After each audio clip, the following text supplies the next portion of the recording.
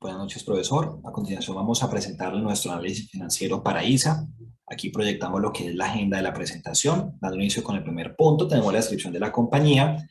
ISA es un grupo empresarial multilatino con presencia internacional en 6 países entre Sudamérica y Centroamérica, con sus 51 filiales. Actualmente la compañía tiene 3 líneas de negocio, donde se puede apreciar que tiene una mayor participación en energía eléctrica por EBITDA de 86%. Dentro de esta línea de negocio se tiene todo lo que es la gestión energética con el transporte de energía y la gestión de sistemas de tiempo real.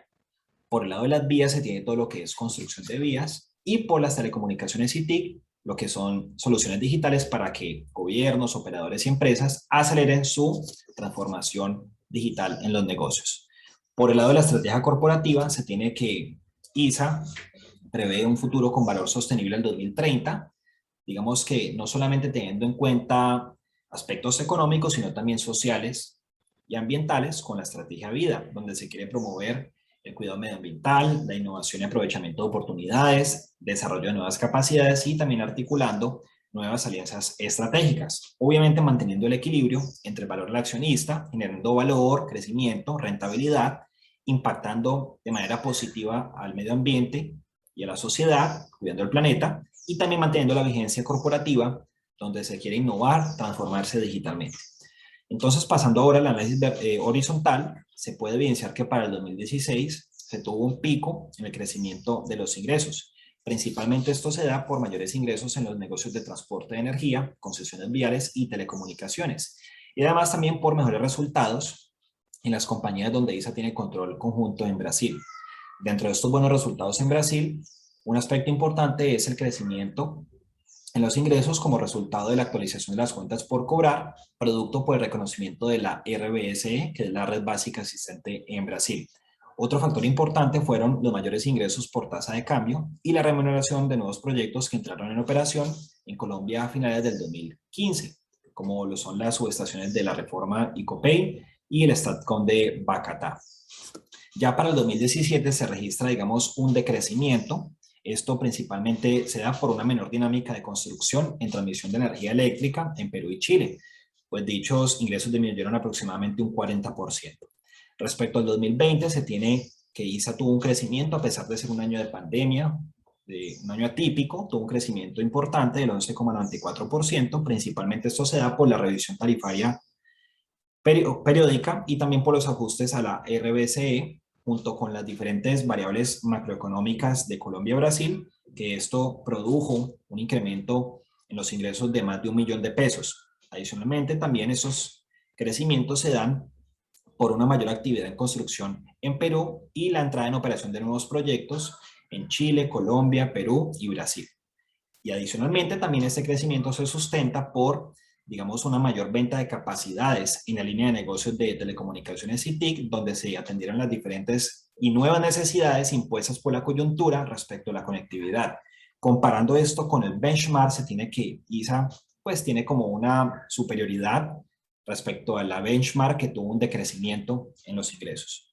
Por el lado del análisis vertical, se analizó que en el año 2016 se reporta una participación de los costos de bienes vendidos menor con un 22,34%. Esto se da principalmente por mayores ingresos en transporte de energía, ya que se incrementaron en un 42,6%. Esto se da principalmente pues en Brasil por rendimiento de la cuenta por cobrar, que se aumentó significativamente como resultado del reconocimiento de la RBS que se mencionó anteriormente. También se ve esto porque se tuvo, digamos, mayores ingresos por la revisión tarifaria en julio del 2016. Por otro lado, analizando la utilidad bruta, se puede ver que para el año 2020 se tuvo un porcentaje del 57%. Esto principalmente se da por incremento en los costos de construcción de los contratos de concesión. Esto a su vez se dio por la mayor dinámica de construcción en Perú, Brasil y Chile. Y también se tuvo este porcentaje debido al incremento en los costos diversos por los costos de las primas de seguros. Ya por el lado de las ventas, gastos generales y administrativos, se tuvo también que para el 2020 tuvieron, digamos, una participación mucho mayor. Esto se dio por el incremento significativo por concepto de otros ingresos, producto de la revisión tarifaria periódica de ANEEL, que es la Agencia Nacional de Energía Eléctrica en Brasil, y también por la revisión tarifaria periódica de Cerrado Happy en las filiales de Brasil. Buen día. Bueno, en cuanto a la liquidez, tenemos que ISA para su ratio de solvencia representado por la línea azul ha tenido un crecimiento importante desde el 2016 al 2020. Por ejemplo, en el 2016, por cada peso de deuda de corto plazo, ISA tenía 1.55 pesos de respaldo, es decir, puede pagar su deuda y tener un excedente. Asimismo, y conservando este comportamiento durante los años, al 2020 reportan un valor de 2.85, lo que nos muestra que por cada un peso de deuda tiene 2.85 pesos de respaldo. Asimismo, para el 2020 tenemos una relación de intervalo defensivo de 520 días, lo que muestra que ISA es capaz de solventar sus gastos operativos diarios por 520 días sin tener un impacto financiero que lo obligue a recurrir a sus activos no corrientes. También para la razón rápida, vemos que a pesar de que hay un decrecimiento, presentan valores en todos los casos mayores a 1, lo que nos indica que ISA es capaz de responder a sus obligaciones de corto plazo con sus activos más líquidos, porque pues en este indicador no se considera el inventario. También tenemos que para el 2020 tanto la razón rápida como la relación de efectivo coinciden en un valor de 1.11, debido a que se implementó una estrategia de cartera en la cual vendió sus cuentas por cobrar a un tercero y las convirtió en un activo financiero, en algo mucho más líquido, impactando positivamente tanto la liquidez como algunos de los indicadores de eficiencia operacional que venían en detrimento y de los cuales les hablaré más adelante. También nosotros evidenciamos que en el balance ISA reporta un valor de 0 para las cuentas por cobrar, y al remitirnos al reporte integrado de gestión, vemos que las cuentas por cobrar están reportadas como un activo financiero. Otro punto importante es que con respecto a Celsia, ISA está mucho mejor en cuanto a liquidez, porque en ninguno de sus indicadores tenemos una relación mayor a 1, lo que nos muestra que la liquidez de Celsia no es muy buena porque no es capaz de responder a sus pasivos de corto plazo con su activo corriente. Bueno, con respecto a la eficiencia de la operación, podemos ver que en cuanto a las cuentas por cobrar tuvieron un cambio brusco de 2016 a 2017, pasando de tardarse 77 días en volver estas cuentas por cobrar efectivo a casi 170 días. Debido a este cambio brusco, nosotros ahondamos en los componentes del indicador, en el cual pudimos determinar que de 2017 a 2019 no se tuvo una fluctuación grande en las cuentas por cobrar, pero en cambio sí los ingresos disminuyeron considerablemente. Por ejemplo, en 2017 hubo una menor dinámica en la construcción en Chile y Perú, y un fuerte, digamos, impacto del comportamiento del real brasileño con respecto al peso, que disminuyó de una manera importante los ingresos. También podemos ver que en la gráfica que la línea de las cuentas por cobrar están por encima de las cuentas por pagar. Es decir, nos estamos tardando más tiempo cobrándole a nuestros clientes que pagándole a los proveedores, y que se traduce en que ISA estuvo sosteniendo su operación con recursos propios, y lo cual es ineficiente para cualquier compañía. Este mismo comportamiento pues se puede evidenciar en el ciclo de conversión de efectivo, que pasó de casi 0 en 2016 a 134 en 2018, es decir, se demoraba 134 días en retornar el efectivo a la compañía una vez le pagaba a los proveedores, y es algo que no es sustentable. Considerando esto, pues en 2020, como les comentaba anteriormente, ISA vendió su cartera, lo que volvió cero las cuentas por cobrar y mejoró drásticamente el ciclo operativo, poniéndole pues por primera vez por debajo del tiempo en que debo pagarle a los proveedores.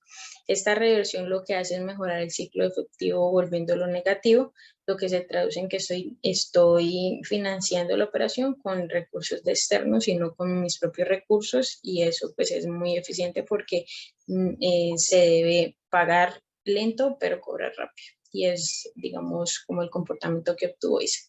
Bueno, muy buenas tardes. la parte correspondiente al tema.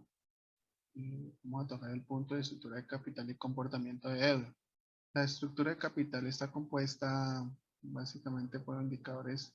Tenemos que ver el tema de los activos y la parte de ingresos, puntualmente.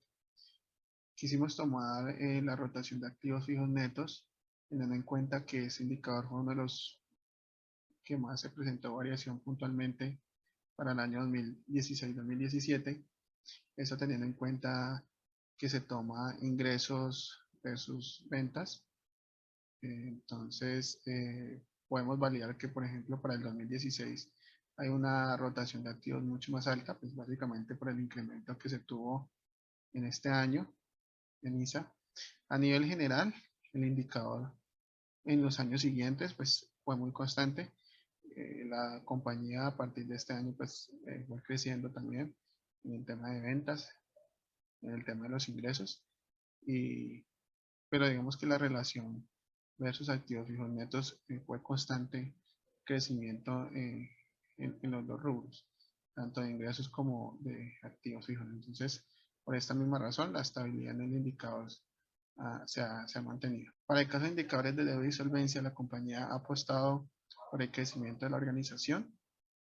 De esta forma, por ejemplo, para el primer indicador de deuda con equidad o apalancamiento financiero, corresponde pues a los pasivos y al respaldo que el patrimonio le da a esos pasivos. Entonces, vemos que desde el año 2016 han tenido un crecimiento, por allá en el 2019 decreció un poco, pero pues a nivel general el crecimiento ha estado constante. La compañía ha invertido en nuevos proyectos de infraestructura en los últimos años, el 2016 al 2017, el 2018, y en el año 2020 pues la variación más considerable fue por un tema que se consolidó una obligación llamada ruta costera. Entonces eso dentro de las notas de los estados financieros de ISA representan, pues digamos que un mayor crecimiento en este indicador para este año. Para el caso de comparación de la empresa, de este indicador con Benchmark, para el año 2020 vemos que la empresa ha estado más comprometida. Esto quiere decir pues que sí está obviamente más endeudada, a pesar pues digamos del crecimiento que ha tenido, también ha tenido que estar involucrada en mayor respaldo, pues de mayor respaldo externo. Entonces lo vemos allí reflejado. Igualmente en los otros indicadores de deuda con capital, pues allí se ve más estable, básicamente porque se tiene en cuenta la deuda como parte, obviamente, de la inversión. En ese momento todavía no hace parte de la empresa como tal en patrimonio, pero sí hace parte del activo. Entonces, se han hecho inversiones que se tienen que tener en cuenta. Entonces, ese es como el peso que tiene este indicador en comparación a lo que la empresa tiene, independientemente si está saldado o pues aún se debe, tal como lo vemos en el pago de la cobertura de intereses. En este caso sí ISA está mejor posicionado, pues a pesar de que del año 2016 al 2020 ha bajado prácticamente en la mitad, podemos hablar de que aún está por encima de la competencia. A pesar de que estamos mejor que Celsia, la empresa viene con este indicador con tendencia a la baja. Muy buenas noches. Vamos a continuar hablando de ISA. En esta oportunidad vamos a hablar de los márgenes que tuvo ISA durante 2016-2020. Como se puede observar en la gráfica, 2016 fue un año de un comportamiento muy bueno para ISA, y diferencia 2017, 2018, 2019, donde tuvo una caída, y 2020 tuvo un repunte. Pero habría que comparar que en el margen del beneficio neto, la utilidad neta, que es la que prácticamente interesa en últimas a una empresa, el ISA en 2020 tuvo un mejor desempeño que en el 2016, y esto básicamente debido a su programa ADM en administración y seguimiento de los costos de administración. Entonces, todo esto, a pesar de que se estuvo en tiempos de pandemia y que ISA entregó unas utilidades altas, el beneficio neto fue alto en este año. En el beneficio del ROE y del ROA, se tiene que 2020 también tiene el mismo, que esos tienen el mismo comportamiento que en los márgenes, con una gran diferencia, y es que ISA, en el retorno sobre el patrimonio, debido a sus inversiones en filiales o nuevas sucursales en otros países y en sus tecnologías limpias, ha hecho que tenga mayor compra de activos fijos, con lo cual el comportamiento del beneficio y la retribución sobre el patrimonio sea menor, igualmente sobre el ROA en comparación de el benchmark de Celsia. En su EBIT, ISA tiene un EBIT inferior a Celsia, pero esto debido que básicamente ISA tiene unas utilidades superiores, y estas utilidades se deben al compromiso de ISA poder remunerarle de alguna forma a sus clientes y a sus accionistas. En el análisis DuPont, ISA tiene un ratio o unos indicadores que no le ayuda, que es el del multiplicador de capital, que eso vendría siendo el total del activo sobre el patrimonio, y esto se explica por las inversiones que ha estado haciendo ISA en compra de otras franquicias y entrando a otros países, lo cual eso hace que tenga que invertir mucho en activos fijos, y estos activos fijos lo que conllevan es a que este rendimiento o que este indicador sea menor, y por lo cual arrastra a los otros indicadores. Cuando averiguamos por el valor de empresa, tenemos que, de acuerdo al valor de empresa calculado por el grupo, encontramos que ISA tiene un valor de 26 billones de pesos colombianos, pero haciendo una significación con la compra que hizo Ecopetrol a ISA, encontramos que el 51.4% por lo que vendieron suma 14 millones de pesos. Si yo llevo hasta 100%, me daría 27 millones, que es un valor muy parecido al que tenemos calculado. Esta es la significancia de ISA, y el valor de la empresa sería 54 billones, y esto se debe a la gran cantidad de activos e inversiones que ellos han estado haciendo. Pero siguiendo con un indicador más que el de Z-Alman, encontramos que, independiente de todas estas sumas, no cumplen con el indicador, el mínimo, que es el 81, y esto debido a la inversión que ha hecho ISA en activos y la recuperación o la caída de los años difíciles que se han venido pasando en el mundo. Pero aún así, Ecopetrol invirtió en ISA porque encuentra que es atractivo para el cambio en las tecnologías de energías limpias, que es lo que está apostando Ecopetrol. Las recomendaciones que se podría hacer como grupo para que ISA siguiera en la función es continuar con la venta de cartera como estrategia para hacer caja y minimizar el riesgo en la recuperación de los flujos de efectivo, y que garantice las inversiones sin necesidad de endeudamiento. De igual forma, es evitar repartir dividendos para poder que de esa forma también ayude el crecimiento sostenido que ha venido haciendo ISA en nuevas inversiones y en presencia en nuevos países. Y la otra es continuar y mejorar y seguir fortaleciendo su programa AOM, que es el programa con énfasis en el monitoreo de indicadores de productividad y diseño del modelo de costos que tiene ISA, que le ha desempeñado, ha sido un buen desempeño y le ha servido para mejorar sus márgenes. Muchas gracias.